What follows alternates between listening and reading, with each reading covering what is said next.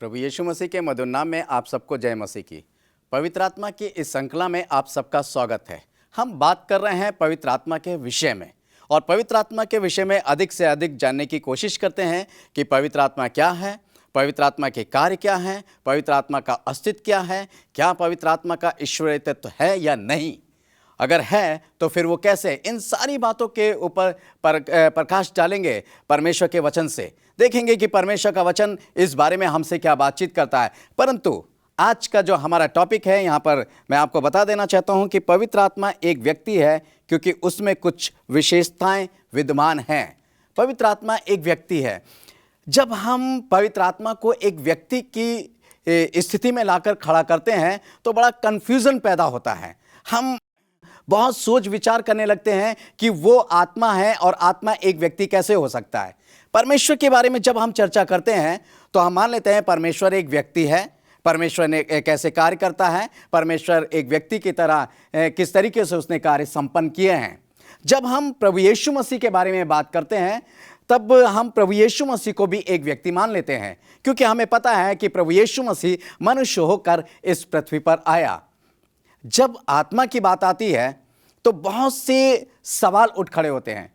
मेरे प्यारे भाइयों बहनों, यदि हम परमेश्वर के वचन पे ध्यान दें और गौर से परमेश्वर के वचन को पढ़ें तो कुछ भी कंफ्यूजन नहीं होता है और बिल्कुल सीधे सीधे हमें पता चलता है कि पवित्र आत्मा जो है वो एक व्यक्ति का कार्य करता है। जैसे एक व्यक्ति के अंदर सोच होती है, उसके विचार होते हैं, वो अपने विचारों को प्रकट करता है, या वो कोई भी बात या किसी को भी कोई आज्ञा देता है, ये सारे कार्य पवित्र आत्मा करता है। आज इसके विषय में हम जानना चाहेंगे। आइए सबसे पहले हम देखते हैं कि पौलुस इस विषय में क्या कहता है। पहला कुरिन्थियों 12 अध्याय और उसका 11वां पद, यहाँ पर लिखा हुआ है, परंतु ये सब प्रभावशाली कार्य वही एक आत्मा करवाता है और जिसे जो चाहता है वह बांट देता है। अब यहां पर हम देखते हैं पौलुस अपनी पत्री में लिखता है कुरिन्थियों में कि पवित्र आत्मा हर एक प्रभावशाली कार्य कराता है और वो कार्य ऐसे कराता है जैसे एक व्यक्ति करा रहा है। मान लीजिए आप हैं, आप अपने घर में, आपके बच्चे होंगे, आप अपने बच्चों से जो कार्य कराना चाहते हैं आप कराते हैं। आप कहते हैं बेटा आप बाजार चले जाओ, जिस बच्चे से कहेंगे वो बाजार जाएगा, जिस बच्चे से कहेंगे कि बेटा तुम घर का काम करो वो घर का काम करेगा। यानी आप एक व्यक्ति हैं, आप ऑर्डर कर रहे हैं और आप अपने बच्चे को आज्ञा दे रहे हैं और वो आपकी आज्ञा का पालन कर रहा है, वो उस कार्य को करना है। सेम थिंग, बिल्कुल इसी तरीके से पवित्र आत्मा का भी यही रोल है। पवित्र आत्मा भी वही कार्य कराता है। पौलुस यहां लिखता है कि पवित्र आत्मा प्रभावशाली कार्य कराता है और जिसको चाहता है, चाहे वो आप हो, चाहे वो मैं हूं या कोई भी क्यों ना हो, पवित्र आत्मा जिससे जो कार्य कराना चाहेगा वो कराता है और एक व्यक्ति की तरह। और वो कहता है कि तुम्हें ये कार्य करना है, तुम्हें ऐसा कार्य करना है, या तुम्हें वहां जाकर उसकी सहायता करना है, तुम्हें वहां जाकर उसको चंगाई देनी है, तुम्हें वहां जाकर प्रभु यीशु मसीह की गवाही देनी है, तुम्हें ये सुसमाचार सुनाना है, तुम्हें इस संदेश को देना है। ये सारे कार्य पवित्र आत्मा करवाता है और वो एक व्यक्ति के द्वारा करवाता है। और इसलिए पवित्र आत्मा एक व्यक्ति है, इसलिए वो प्रभावशाली कार्य भी कराने के लिए हर एक को चुनता है, किसी को भी चुन सकता है। मेरे प्यारे भाइयों बहनों, परमेश्वर का वचन और भी देता है। जब हम नेहमिया की पुस्तक और उसका 9 अध्याय और उसका 20 पद पढ़ेंगे, यहाँ पर परमेश्वर का वचन इस तरीके से कहता है, वरन तूने उन्हें समझने के लिए अपने आत्मा को जो भला है दिया है और अपना मान उन्हें खिलाना ना छोड़ा और उनकी प्यास बुझाने को पानी देता है। अब यहाँ पर लिखा हुआ है कि वरन तूने उन्हें समझने के लिए अपना आत्मा दिया, यानी पवित्र आत्मा समझने के लिए हमें बुद्धि और समझ देता है। पवित्र आत्मा इस बात को बताता है, मान लीजिए आपका बच्चा है, कोई ऐसे सवाल हैं या कोई ऐसा सब्जेक्ट है जो आप पढ़ा रहे हैं और उसकी समझ में नहीं आ रहा है, आप क्या करते हैं? आप मास्टर लगाते हैं, कोई एक व्यक्ति को जो उसकी नॉलेज रखता हो, जो ज्ञान रखता हो उस विषय पे, या खुद स्वयं आप जो ज्ञान रखते हैं और आप अपने बच्चे को समझाते हैं। क्यों? क्योंकि आप एक व्यक्ति हैं। बिल्कुल ठीक इसी तरीके से परमेश्वर का आत्मा भी जो चीज हमें नहीं आती है या जिस चीज के बारे में हम नहीं जानते हैं या परमेश्वर की गूढ़ बातों को हम नहीं समझ सकते, परमेश्वर का आत्मा हमें समझाता है और उसको जानने की हमें समझ और ज्ञान देता है। मान लीजिए आप वचन पढ़ रहे हैं, परमेश्वर के वचन में बहुत सी ऐसी बातें हैं जो व्यक्ति के समझ से बाहर हैं, व्यक्ति नहीं समझ सकता। बहुत सी ऐसे गुण बातें हैं, बहुत से ऐसे वेद हैं कि बिना पवित्र आत्मा के ज्ञान दिए इंसान नहीं समझ सकता। जी हाँ मेरे प्यारे भाइयों, जब पवित्र आत्मा आता है और पवित्र आत्मा अपना ज्ञान देता है, अपनी समझ देता है, तब व्यक्ति जो है वो समझता है। इस बात से ये पता चलता है कि पवित्र आत्मा एक व्यक्ति की तरह समझाता है। जी हाँ, हम पवित्र आत्मा जब हमें शिक्षा देता है तो इसका मतलब है कि पवित्र आत्मा हमें समझाने की कोशिश कर रहा है, क्योंकि वो एक व्यक्ति है। और जब एक व्यक्ति है, क्योंकि ये सारी बातें एक व्यक्ति के अंदर हो सकती हैं, किसी और के अंदर नहीं हो सकती हैं, और इसलिए ये सारी बातें इस बात को प्रमाणित करती हैं कि पवित्र आत्मा एक व्यक्ति है। आइए हम और कुछ बातों से भी सीखते हैं कि पवित्र आत्मा क्या कहता है। रोमियो उसका 8 अध्याय और उसके 27 पद में यहां पर इस प्रकार से लिखा हुआ है, रोमियो 8 और उसके 27 पद में, और मनों का जांचने वाला जानता है कि आत्मा की मनसा क्या है, क्योंकि वह पवित्र लोगों के लिए परमेश्वर की इच्छा के अनुसार विनती करता है। जी हाँ, मनों का जांचने वाला, आप जानते हैं, आप जांचते हैं, हम एक व्यक्ति हैं, हम बहुतों को जांचते हैं कि वो सही है या गलत है, या सही कर रहा है या सही नहीं कर रहा है। ऐसे ही पवित्र आत्मा भी एक व्यक्ति है और इसलिए वो उसे भी जांचने का काम आता है और वो जांचता है, हर एक मनों को जांचता है और उन मनों को जांच कर परख कर उनके मुताबिक उनके हृदय को तैयार करता है कि वो वैसे ही विनती करें जैसा परमेश्वर चाहता है। हर एक की जांच परख जो होती है परमेश्वर के आत्मा के द्वारा होती है। या मेरे प्यारे भाइयों बहनों, यदि हम परमेश्वर के आत्मा के द्वारा नहीं जांचे जा सकते हैं तो फिर इसका मतलब परमेश्वर के आत्मा का अस्तित्व तो कहीं रहा ही नहीं। परमेश्वर का आत्मा जो है वो एक व्यक्ति है नहीं। अगर परमेश्वर का आत्मा एक व्यक्ति नहीं है, पवित्र आत्मा एक व्यक्ति नहीं है, तो फिर वो क्या है? किस रूप में हमें आता है? किस रूप में हमसे बातें करता है? कैसे वो हमसे बोल पाता है? कैसे वो हमें समझा पाता है? कैसे वो हमें सारे ज्ञान को प्रकट कर पाता है? मेरे प्यारे भाइयों बहनों, परमेश्वर का वचन इस बात को बताता है कि वो सारी चीजें एक व्यक्ति की तरह करता है। जैसे एक व्यक्ति सारी बातों को करता है, उसके पास ज्ञान भी होता है, वो लोगों को समझा सकता है, लोगों को वो जांच सकता है, लोगों को परख सकता है, लोगों को आज्ञा दे सकता है। ऐसे ही पवित्र आत्मा भी ये सारे कार्य कर सकता है। और जब पवित्र आत्मा ये सारे कार्य कर सकता है तो हमें ये मान लेना चाहिए कि पवित्र आत्मा एक व्यक्ति है।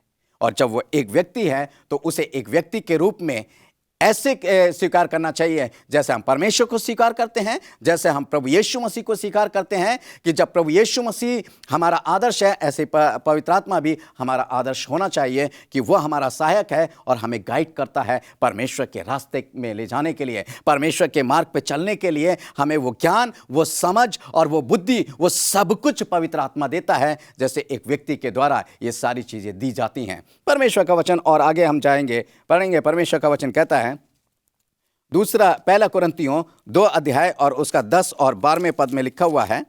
पहला कुरिन्थियों 2 अध्याय उसके 10 से 12 पद में है, परंतु परमेश्वर ने उनको अपने आत्मा के द्वारा हम पर प्रकट किया, क्योंकि आत्मा सब बातें वरन परमेश्वर की गूढ़ बातें भी जांचता है।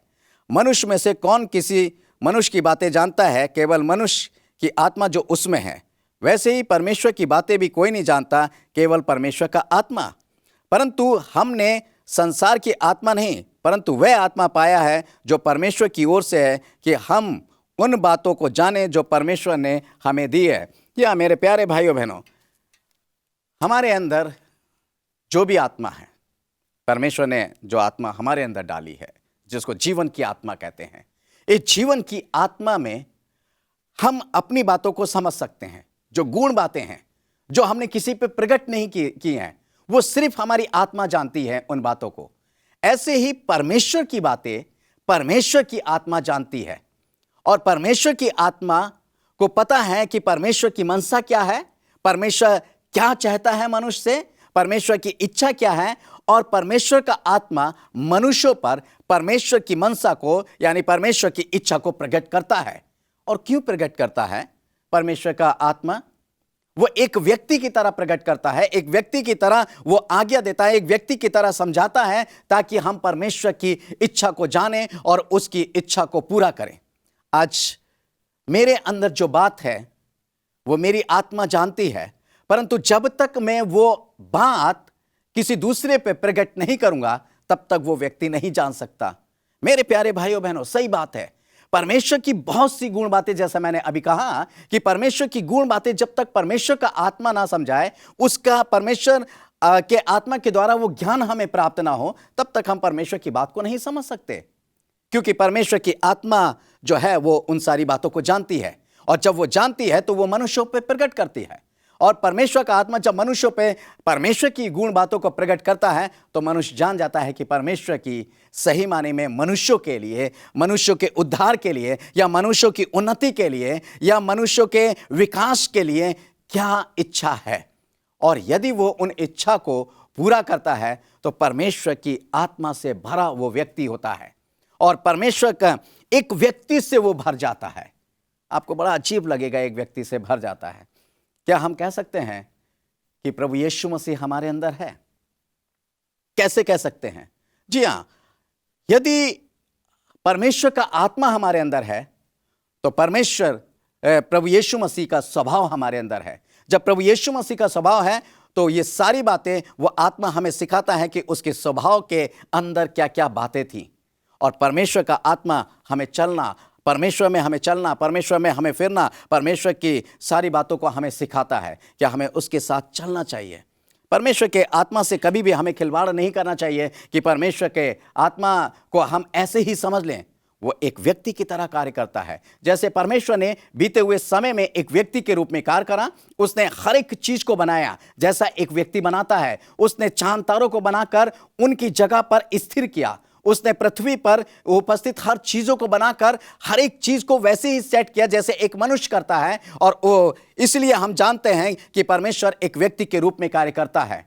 परंतु परमेश्वर का आत्मा भी जब अपने ज्ञान की बात करते हैं, जब हम समझ की बात करते हैं, जब हम परमेश्वर की गुण बातों की बात करते हैं कि इसको कौन सिखाएगा, जैसा एक व्यक्ति सिखाता है वैसे ही परमेश्वर का आत्मा भी हमें सिखाता है, क्योंकि वो एक व्यक्ति के रूप में कार्य करता है। और यही बात नहीं, अभी बहुत सी ऐसी बातें हैं जो हम पवित्र आत्मा के बारे में जानना चाहेंगे कि वो सही में एक व्यक्ति है, उसके अंदर बहुत सी चीजें हैं। मेरे प्यारे भाइयों बहनों, यहां पर मैं पढ़ना चाहूंगा, परमेश्वर का वचन कहता है प्रेरितों के काम और उसका 1 अध्याय और उसका 8वां पद। यहां पर इस प्रकार से लिखा हुआ है, परंतु जब पवित्र आत्मा तुम पर आएगा तब तुम सामर्थ्य पाओगे, और यरूशलेम और सारे यहूदिया और सामरिया में और पृथ्वी के छोर तक मेरे गवाह होगे। यहाँ पर परमेश्वर का वचन यह बताता है कि जो सामर्थ्य है, जो शक्ति है, वो कौन देता है? परमेश्वर का आत्मा। कैसे दे रहा है वो आत्मा? अब आत्मा है तो वो शक्ति आपको कैसे प्रदान कर रहा है? जैसा हमने पिछले अपने संदेश में बताया था कि परमेश्वर का आत्मा जब बहुबल से उतरता है तो परमेश्वर के सामर्थ्य से, परमेश्वर के आत्मा के उस सामर्थ्य से, परमेश्वर के उस बल से इंसान बहुत बड़े बड़े कार्य करता है, और बहुत बड़े बड़े कार्य करता है। और ये बड़े बड़े कार्य कौन कर रहा है? आप सोच रहे हैं कि बहुत से बड़े बड़े कार्य क्या एलिया ने करे, क्या इफ्ता ने करे, क्या यिर्मयाह ने करे, या यशायाह ने करे? किसने बहुत बड़े बड़े कार्य करे? या मान लीजिए दाऊद ने करे, परंतु किसी ने बड़े बड़े कार्य नहीं करे। उनके अंदर जो बहुबल से उतरा है, जो सामर्थ उतरी है, जो पवित्र आत्मा ने उनको दी है, वो है। मैं एक व्यक्ति हूं, आपके सामने खड़ा हूं, आप मुझे देख रहे हैं। मेरे पास ये चश्मा है, मैं आपको दे सकता हूं। क्यों? क्योंकि मेरे पास हाथ पैर सब कुछ है, इसलिए मैं आपको दे रहा हूं। और यहां पर भी जब देने की बात है कि परमेश्वर का आत्मा उनको सामर्थ्य देता है, कौन दे सकता है? जिसके पास हाथ पैर होंगे, जिसके पास कुछ देने के लिए होगा। एक व्यक्ति है जो कुछ देने के लिए होता है किसी के पास, वो दे सकता है। आप उसको देख सकते हैं, आप उसको महसूस कर सकते हैं। परमेश्वर के आत्मा से जब हम कुछ लेना चाहते हैं तो इसका मतलब है कि वो हाथ बढ़ाकर हमें कुछ दे रहा है। और जब हाथ बढ़ाकर दे रहा है तो हमें मान लेना चाहिए कि उसके पास हाथ है, उसके पास सोच है। जब हम ये मान लेते हैं कि परमेश्वर का आत्मा जो है हमें समझ दे रहा है तो उसके पास समझ है, और जब समझ है तो इसका मतलब उसके पास दिमाग भी है एक अच्छा। जो परमेश्वर की बातों को जानता है और लोगों को बताता है। और जब वो ज्ञान की बात बता रहा है तो इसका मतलब क्या है कि वो एक टीचर है। और टीचर का मतलब क्या होता है कि वो लोगों को बता रहा है, गाइड कर रहा है कि परमेश्वर की मनसा क्या चीज है। एक टीचर के रूप में कार्य कर रहा है। आपके बच्चे को जो टीचर पढ़ाने आ रहा है, आप उसे तो देख सकते हैं क्योंकि उसके पास क्या है, एक शरीर है। परंतु जब आप आत्मा की बात करते हैं तो आप ये सोचते हैं कि वो तो एक आत्मा है, उसके पास कोई शरीर नहीं है। परंतु इसके लिए हमें अपने मन की आंखों को, जो पौलुस कहता है कि तुम अपनी ज्योतिमय आंखों को खोलो, तब तुम देखने पाओगे कि परमेश्वर का आत्मा किस रूप में आपके साथ कार्य कर रहा है, परमेश्वर का आत्मा कैसे आपके साथ बना हुआ है, परमेश्वर का आत्मा कैसे आपके साथ चलता है, परमेश्वर का आत्मा कैसे आपके साथ फिरता है। परमेश्वर का वचन बहुत आया से कहता है। मैं जानता हूं परमेश्वर का वचन इस बात को कहता है कि जब बरनबास की बात करते हैं, पौलुस की बात करते हैं, वहां पर लिखा हुआ पर प्रेरितों के काम में जब आप पढ़ेंगे कि परमेश्वर के आत्मा ने उन्हें उस जगह जाने से रोका। परमेश्वर के आत्मा ने क्यों रोका? परमेश्वर के आत्मा ने उनको जाने से क्यों? एक व्यक्ति ही तो रोक सकता है। अगर वो एक व्यक्ति नहीं होता तो वो उन्हें कैसे रोकता? परमेश्वर की इच्छा क्या है ये आत्मा उसको बताता है, क्योंकि वो एक व्यक्ति की तरह कार्य करता है। आप जानते हैं परमेश्वर का आत्मा इस बात को बताता है कि जब हनन्याह और सफरिया था, उन्होंने झूठ बोला कि हमारे पास सिर्फ इतनी भूमि का पैसा है। वहां पर पतरस से प्रेरितों के काम 5 अध्याय उसके 3 पद में एक बात कहता है कि तूने पवित्र आत्मा के सामने कैसे झूठ बोला? क्या कोई पवित्र आत्मा के सामने झूठ बोल सकता है? अगर झूठ बोलने की या सच बोलने की कोई भी बात होती तो वो एक व्यक्ति के सामने होती है।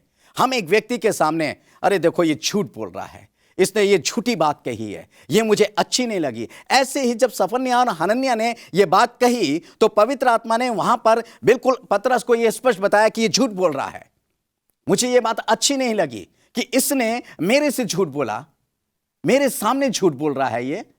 और ये खेद, ये दुख जो है एक व्यक्ति को ही हो सकता है।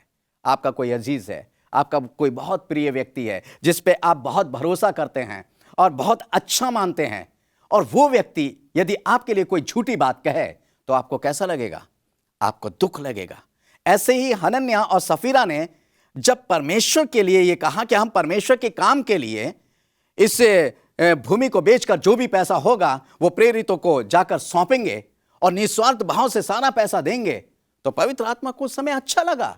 उनको ये दोनों पति पत्नी बहुत अच्छे लगे। परंतु जब उन्होंने, उनके मन में लालच आया और फिर जाकर उन्होंने दूसरी गलती करी कि पवित्र आत्मा के सामने झूठ बोला, तो पतरस को एकदम से ये बात प्रकट हो गई। क्यों? क्योंकि आत्मा ने उसे बताया कि मुझे ये बात अच्छी नहीं लगी है, इसने जो है ये झूठ बोला है। और यही बात आकर जब उसकी पत्नी ने कही तब पतरस ने फिर उनसे कहा, उसकी पत्नी से कहा कि तूने पवित्र आत्मा के सामने क्यों झूठ बोला है? और दोनों पति पत्नी ऑन द स्पॉट जो हैं उसी समय खत्म हो गए।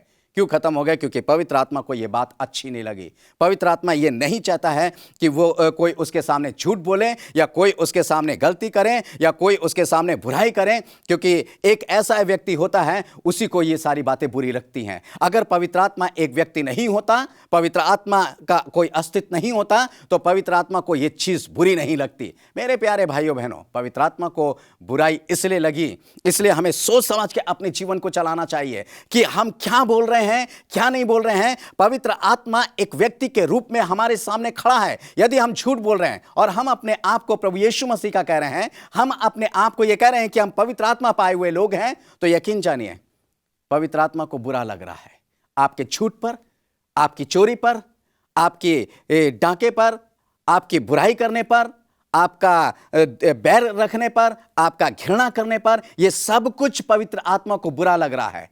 क्यों बुरा लग रहा है? क्योंकि उन पवित्र आत्मा को ये भी बातें जो हैं अच्छी नहीं लगती हैं। कोई हमसे बैर रखे तो हमें अच्छा लगेगा नहीं, कोई हमें चिढ़ाए तो हमें अच्छा लगेगा, कोई हमारी बुराई करे तो हमें अच्छा लगेगा। ऐसे ही जब हम ये मान लेते हैं कि पवित्र आत्मा हमारे अंदर है और पवित्र आत्मा हमारा सहायक है, तो फिर उसके बाद हमारे जीवन से बुराई निकल रही है, तो पवित्र आत्मा पाए हुए व्यक्ति जब बुराई करता है तो पवित्र आत्मा को यह शो नहीं देता, वो शोकित हो जाता है, वो बहुत ज़्यादा दुख में हो जाता है और वो इस बात को प्रकट भी करता है कि ये बात मुझे नहीं अच्छी लगती कि तुम मेरे हो और फिर मेरे होने के बावजूद भी तुम बुराई कर रहे हो, इसका मतलब मुझे बदनाम कर रहे हो। कि पवित्र आत्मा जो है वो झूठ भी बोल सकता है, पवित्र आत्मा बुराई भी कर सकता है, पवित्र आत्मा लड़ाई भी कर सकता है, पवित्र आत्मा गाली भी दे सकता है, क्योंकि वो आपके अंदर है और आपके अंदर रहकर वो ये सारे कार्य कर रहा है। तो बदनामी किसकी हो रही है? आपकी नहीं हो रही है, पवित्र आत्मा की हो रही है। तो मेरे प्यारे भाइयों बहनों, पवित्र आत्मा के सामने हम कभी भी कोई बुराई या कोई भी बात अगर करेंगे तो पवित्र आत्मा को निश्चय बुरा लगेगा। और बुरा लगने का मतलब है कि पवित्र आत्मा एक व्यक्ति के रूप में है और वो उसका एक अस्तित्व है, वो एक व्यक्ति है और इसलिए उसे ये सारी बातें बुरी लगती हैं। उसके अंदर ये सारी बातें विद्वान हैं और वो सारी बातों को जानता है। परमेश्वर का वचन कहता है, रोमियो 15 का 30 पद है, यहाँ पर इस प्रकार से लिखा हुआ है, रोमियो 15 के 30 पद में, और हे भाइयों, मैं यीशु मसीह का जो हमारा प्रभु है और पवित्र आत्मा के प्रेम का स्मरण दिलाकर तुमसे विनती करता हूं कि मेरे लिए परमेश्वर से प्रार्थना करने में मेरे साथ मिलकर लौलीन रहो। जी हाँ, किसके प्रेम का? पवित्र आत्मा के प्रेम का। पवित्र आत्मा के प्रेम का स्मरण दिलाता है। आप एक व्यक्ति हैं, आपको अच्छा लगता होगा जब कोई आपसे प्रेम करता होगा, आपको बहुत अच्छा लगता होगा, आप कहते होंगे ये भाई ये बहन मुझसे बहुत प्रेम करती है, आप आनंदित होते होंगे, हैं? ऐसे ही पवित्र आत्मा के प्रेम का स्मरण दिलाकर पौलुस कह रहा है। इसका मतलब पवित्र आत्मा प्रेम करता है। जिससे पवित्र आत्मा प्रेम करता है वो व्यक्ति कैसा होगा? अब एक व्यक्ति दूसरे व्यक्ति से प्रेम कर सकता है। मैं एक मनुष्य हूं, मैं एक व्यक्ति हूं, तो मैं जब प्रेम करूंगा तो मैं दूसरे व्यक्ति से ही प्रेम करूंगा। ऐसे ही पवित्र आत्मा एक व्यक्ति है और वो एक व्यक्ति दूसरे व्यक्ति से प्रेम कर सकता है, क्योंकि वो एक व्यक्ति है। और जब वो एक व्यक्ति है तो यानी पवित्र आत्मा हमसे प्रेम करता है। इसलिए पौलुस कहता है मैं पवित्र आत्मा का प्रेम स्मरण दिलाता हूं। तो मेरे प्यारे भाइयों बहनों, पवित्र आत्मा के प्रेम को स्मरण करो। और इसलिए किसी भी प्रकार की कोई बात हमारे जीवन से ऐसी ना होने पाए जिससे पवित्र आत्मा को दुख पहुंचे, और वो एक व्यक्ति जो पवित्र आत्मा के रूप में हमारे साथ रहता है, हमारे साथ फिरता है, नाराज हो जाए और दुखी हो जाए और मायूस हो जाए और हमारे पास से चला जाए। क्योंकि यकीन जानिए, जब वो व्यक्ति हमें छोड़कर अर्थात पवित्र आत्मा छोड़कर हमें चला जाएगा, तब हम कहीं के नहीं रहेंगे। हमारे पास कुछ भी कहने के लायक नहीं रहेगा, हम कहीं मुंह दिखाने के लायक नहीं रहेंगे, हमसे कोई भी प्रेम नहीं करेगा। हम कितनी भी उन्नति कर लें, कितने भी शिखर पे चढ़ जाएं, करोड़ों रुपए कमा रहे, हमारे पास नौकर चाकर कोठी बंगला कुछ भी क्यों ना हो, परंतु यकीन जानिए, यदि पवित्र आत्मा जो एक व्यक्ति के रूप में मेरे और आपकी सहायता करता है, एक सहायक के रूप में मेरे और आपके बीच में खड़ा हुआ है, तो वो नहीं है तो कुछ भी नहीं है। तो मेरे प्यारे भाइयों बहनों, आइए उस पवित्र आत्मा को ग्रहण करें। उस व्यक्ति को जो पवित्र आत्मा के रूप में हमारे साथ है, उसको जाने ना दें। आइए पवित्र आत्मा से प्रार्थना करें। हे स्वर्ग और पृथ्वी के सृष्टिकर्ता परमेश्वर यहोवा, एक बार फिर से हम तेरे अनुग्रह के सिंहासन के पास आते हैं और हम तुझसे प्यारे प्रभु जी ये विनती करते हैं कि हमने जो कुछ भी गुनाह किए हैं, तेरे आत्मा के विरोध में तू हमें क्षमा कर। हमें ऐसी सामर्थ शक्ति दे कि हम तेरे आत्मा को शोकित ना करने पाएं। हे पवित्र आत्मा, तू हम पर अपनी पवित्रता के साथ आ, हमारी आत्मा प्राण देह को धोकर पवित्र और शुद्ध कर, ताकि हम तुझे ग्रहण कर सकें और तेरी इच्छा के अनुसार चल सकें। ये सारी प्रार्थना धन्यवाद के साथ प्रभु यीशु मसीह नासरी के नाम से मांगते हैं, आमीन।